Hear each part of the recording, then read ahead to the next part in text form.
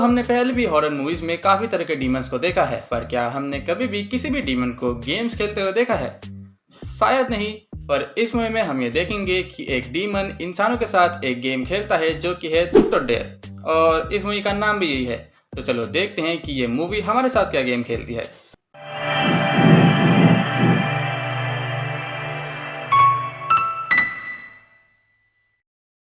तो कहानी का शुरुआती दौर में हमारी मुलाकात होती है ओलिविया नाम की एक लड़की से, जिसका एक यूट्यूब चैनल है और वो एक स्टूडेंट भी है। एंड यहाँ पर सडनली उसकी सो कॉल्ड बेस्ट फ्रेंड आती है और उसको स्प्रिंग ब्रेक में घूमने जाने के लिए मनाती है, और ये लोग घूमने जाते हैं मेक्सिको में और भी अपने कई सारे दोस्तों के साथ। अब जब ये लोग अपने घर वापस आने ही वाले होते हैं, जब मेक्सिको में इनका आखिरी दिन होता है, तो ओलिविया मिलती है एक कार्टर नाम के लड़के से। एंड यहाँ पर कार्टर कहता है कि मैं एक अच्छी जगह जानता हूँ जहाँ पर हम सब मिलकर हैंग आउट कर सकते हैं, और यहाँ कार्टर इन सब को लेकर जाता है एक पुराने और सुनसान चर्च में।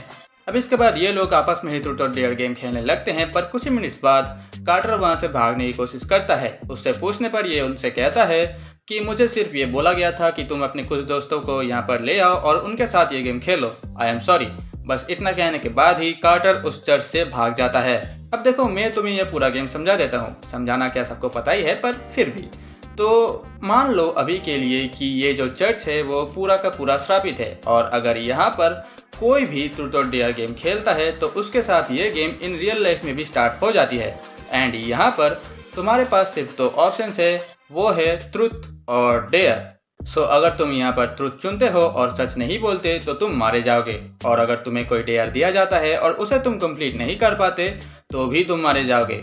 और अगर तुम्हारे सारे दोस्त यहाँ पर मर चुके हैं और तुम अकेले जिंदा हो तो तुम्हारा मेन डेयर ये है कि अब तुम इस चर्च में ज़्यादा से ज़्यादा लोगों को ले आओ और उनके साथ ये गेम फिर से खेलो, ताकि तुम्हारी बारी आने में बहुत समय बीत जाए, जैसा कि हमने यहाँ पर कार्टर को करते हुए देखा।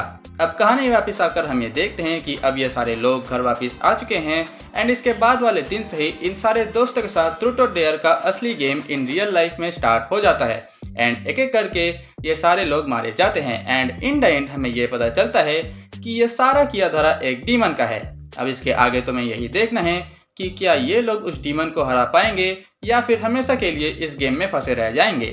देखो, यहाँ पर सबसे पहले तो मैं यही कहूँगा कि ये एक निहायत ही घटिया और एवरेज सी हॉरर मूवी है।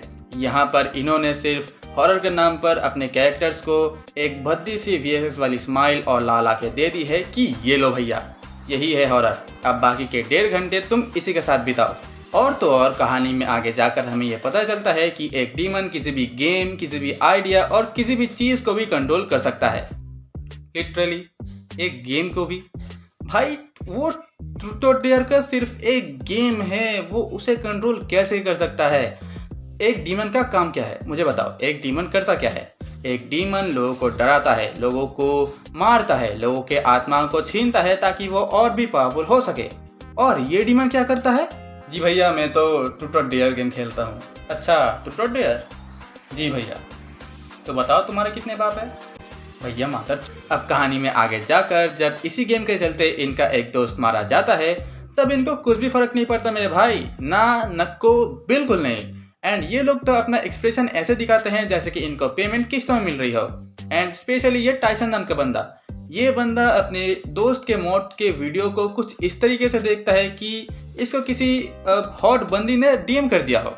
और जब ये बंदा मरता है ना भाई, मुझे अंदर से क्या सेटिस्फेक्शन मिलती है मैं तुम्हें बता नहीं सकता। एंड जब इन लोगों से हॉरर एलिमेंट कंटिन्यू नहीं हो पाती तो ये लोग यहाँ पर ज़बरदस्ती का एक 18+ सीन घुसेड़ देते हैं। भाई, अगर मुझे यहाँ पर 18+ सीन देखना ही होता तो मैं एक हॉरर मूवी क्यों ही देखता। एंड एक 18+ सीन से पूरी मूवी इंटरेस्टिंग नहीं बन जाती है। एंड कहानी में और भी आगे जाकर जब ये लोग इस गेम के बारे में रिसर्च करते हैं ताकि इसका कोई तोड़ मिल सके, तो तुम्हें पता है ये लोग क्या करते हैं? ये लोग गूगल में सर्च करते हैं और इनको एक ही क्लिक में पूरी मतलब सारी दुनिया की जानकारियां मिल जाती हैं। लाइक ऐसे, मतलब कुछ भी। एंड इस गेम में ये डीमन अपने ही रूल्स बनाता रहता है मेरे भाई। मतलब आगे जाकर हमें ये और भी पता चलता है कि अगर तुम्हारे पहले के 2 प्लेयर्स ने ट्रूथ चुना है तो तुम्हें यहाँ मजबूरन डेयर ही चुनना पड़ेगा। अबे ये कौन सी बात हुई? यार ऐसे गेम में चीटिंग होगी ना तो मैं नहीं खेलूंगा। इस मूवी की ना ही तो डायरेक्शन अच्छी है और ना ही एक्टर के परफॉर्मेंसेस अच्छे हैं। अच्छा है तो सिर्फ एक जंप स्केयर जो कि होता है ब्रैड के साथ, पर इसमें भी उन्होंने उस अनजान कैरेक्टर के मुंह में इस तरह से कैमरे को घुसा कर ये बता दिया है कि यहाँ पर 100% तुम प्रेडिक्ट कर लोगे कि भाई यहाँ पर जंप स्केयर आने वाला है, तैयार हो जाओ। अबे एक ही तो चीज़ तुम लोग अच्छा कर रहे थे, उसमें भी हक दिया तुम लोगों ने। और भाई इसकी हिंदी डबिंग देखने के बाद मैं अपनी मातृभाषा को भूल चुका हूँ। इसकी तो हिंदी डबिंग एक गूगल ट्रांसलेट भी अच्छी तरीके से कर लेगा। ये मूवी सिर्फ बकचोदी करने के लिए बनाई गई है। अब अगर तुम्हारा मन है तो जाओ जाकर इसका एक बार देख लो, वरना मत देखो, क्योंकि यहाँ पर तुम्हारा सिर्फ समय ही बर्बाद होगा। बट हाँ, अगर तुम्हारे पास मेरे लिए कोई भी मूवी रिकमेंडेशन है तो तुम मुझे अपने कमेंट्स में ज़रूर बताना, और लाइक शेयर सब्सक्राइब तुम अपने हिसाब से कर देना। बाकी मैं चलता हूँ, मैं तुमसे फिर मिलूंगा किसी नए वीडियो किसी नए टॉपिक के साथ। तब तक के लिए अलविदा।